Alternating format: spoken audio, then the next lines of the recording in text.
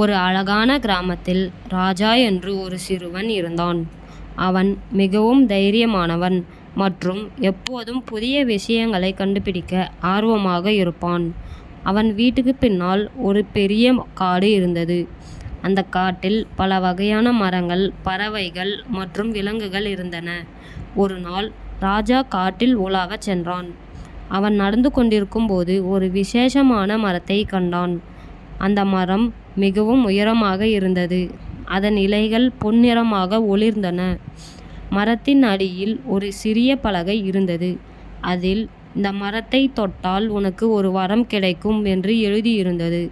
ராஜா ஆச்சரியத்தில் விழித்தான். அவன் மரத்தை தொட தயாராக இருந்தான். அதே நேரத்தில் ஒரு சிறிய பறவை அவனிடம் வந்து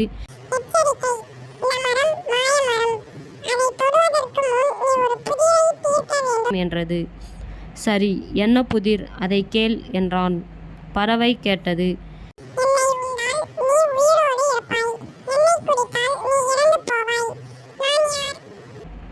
ராஜா சிறிது நேரம் யோசித்தான்.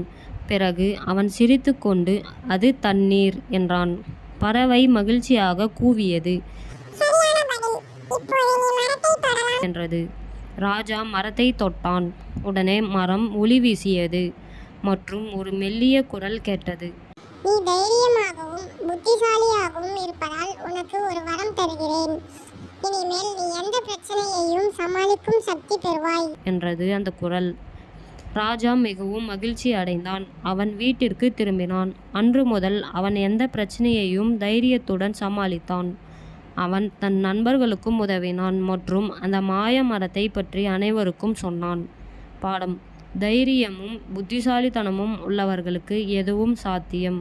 கதை முடிகிறது. இந்த வீடியோ உங்களுக்கு பிடிச்சிருந்தா லைக் பண்ணுங்கள், ஷேர் பண்ணுங்கள், கமெண்ட் பண்ணுங்கள், மறக்காமல் சப்ஸ்கிரைப் பண்ணுங்கள்.